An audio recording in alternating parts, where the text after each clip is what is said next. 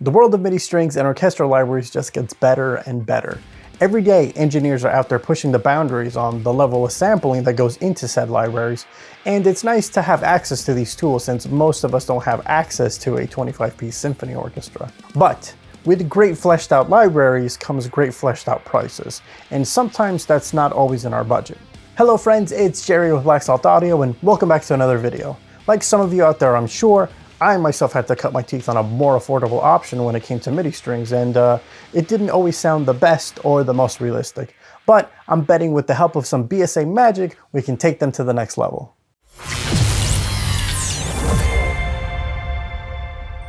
Okay, so I have a session open now. This is a track that I wrote for a Sonic the Hedgehog hack or fan game, if you will. I went for kind of a spooky metal vibe since that was the vibe of the game. So let's give a listen to the song with the MIDI strings muted.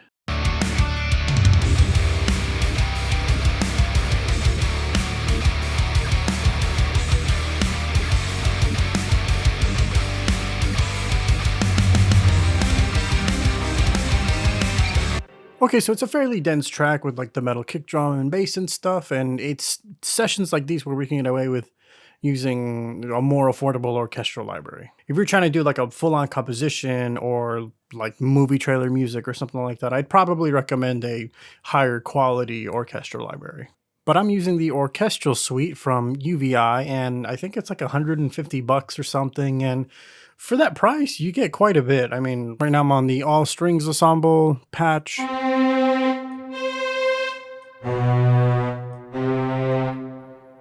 And if I drop down this window, you can see like there's a bunch that I can do with this ensemble. You get things like brass, choirs, classical guitar, percussion. You get a lot of bang for your buck.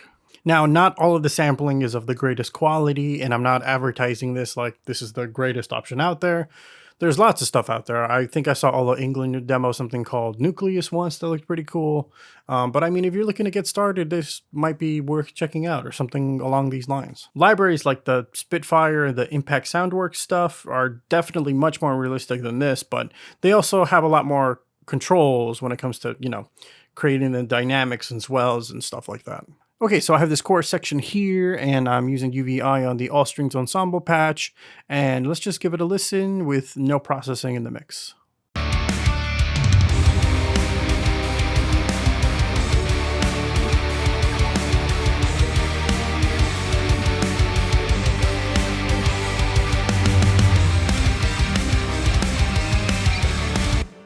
Okay, so it's pretty messy. There are a lot of lower frequencies that are kind of muddying up all of that kick and bass information. Let's listen to it in solo.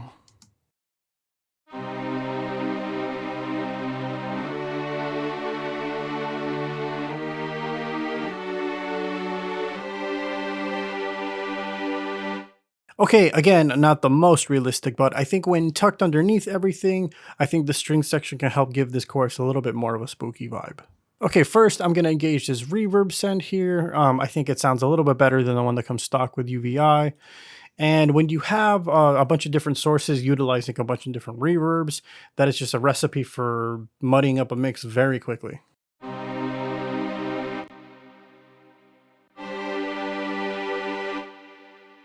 Cool, so that right there is already giving a little extra life to our strings. Next is EQ. Why did I say that weird? Next is EQ. Okay, so this is doing a lot of heavy lifting as far as shaping up our sound goes. I'm high passing all the way to about 160 hertz. Then I'm pushing a little bit of 8K for some bite. Then I'm doing a mid-range boost at 1.5K to help poke through the rhythm guitars a little bit. And then I'm doing a dip at 500 to get rid of some of that boxiness.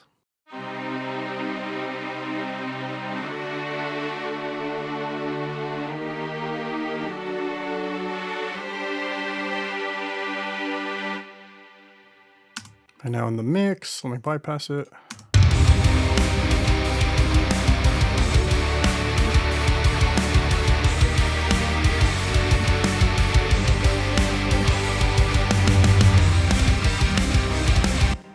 Next up is just a little bit of compression. I'm not trying to kill all of the dynamics here.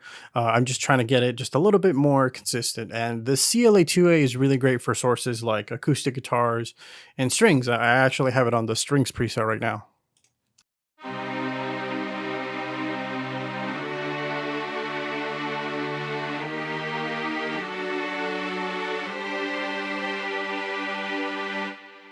Okay, so not a whole lot of gain reduction there. I'm just trying to control it a little bit. Okay, so we've done a lot of work into shaping our MIDI string so that it better fits into the context of the mix. But I think it's still missing a lot of mojo, and unfortunately, I think that is just due to the nature of the quality of the sampling of the MIDI string library. But let's add a little bit of salt and see if we can kind of bring this back to life. Okay, so first up is low control. We dipped around 500 to cut down on that boxiness, and we filtered all the way up to 160. So there is a sweet spot around 200 hertz where we can use low control to give it some added harmonics and have a nice fundamental frequency where it'll sit above the kick and the bass, but below our rhythm guitars. Let's give it a listen.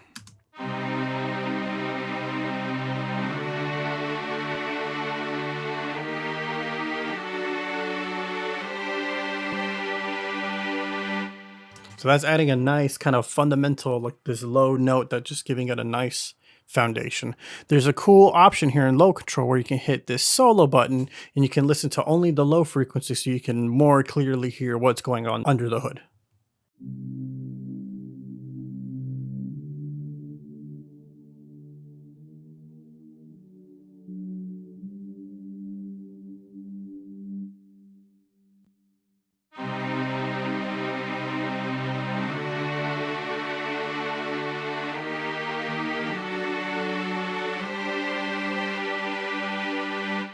Nice, so that enhanced control really is adding some really nice foundation to our strings. Next, I'm adding a little bit of escalator to give it a nice coating of weight and saturation.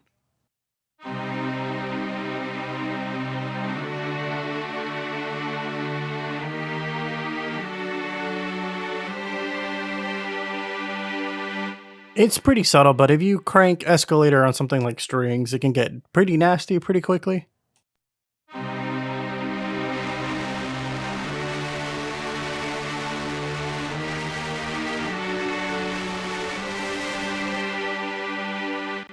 Yeah, I mean, not good for the context in the mix right now, but I don't know. That could be kind of cool for like some like crazy epic intro. I don't know. It's giving me some ideas. And finally, Oxygen is going to breathe in that much needed life into our not so great MIDI strings by giving it some air.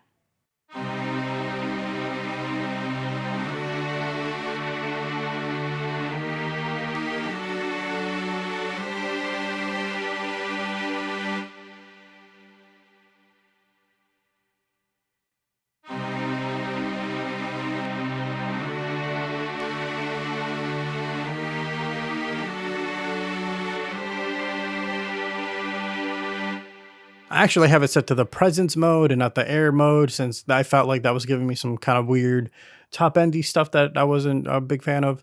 I have the control set to smooth and then I'm adding a little bit of width so it's giving our MIDI strings a little bit more space within the stereo field.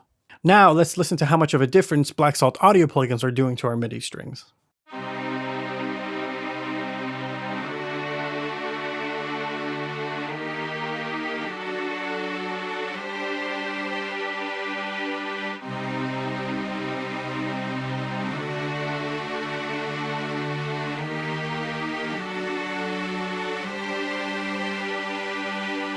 And now in the mix.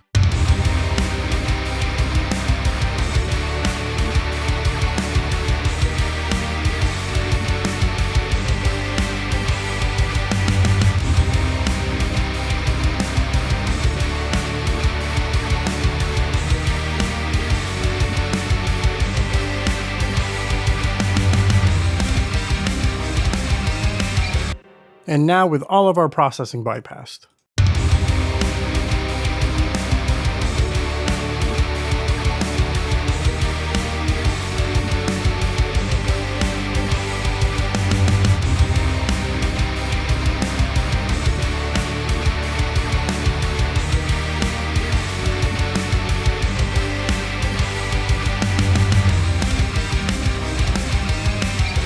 Another thing that can help with getting the strings to poke out more, now that I think about it, is composing to take up different frequency spaces. And by that I mean our main riff is sort of a down-tuned, chunky sort of thing, and looking at the way that I originally programmed these strings, they're kind of taking up the same space, note-wise at least.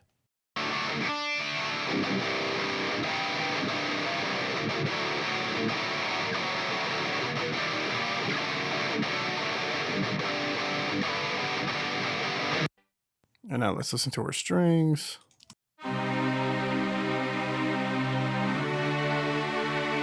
If I was composing this section for it to be strictly guitar based, for example, I wouldn't layer a down-tuned chunky guitar riff with another down-tuned chunky guitar riff. I would probably do something like octaves or a lead guitar bit so that they're not all fighting for the same space. This is kind of an old session and this was a really bad songwriting habit of mine, but something that I can do right now to help alleviate this is to shift this up an entire octave.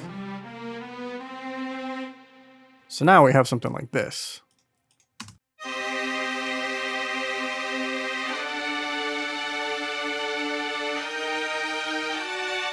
And in the mix,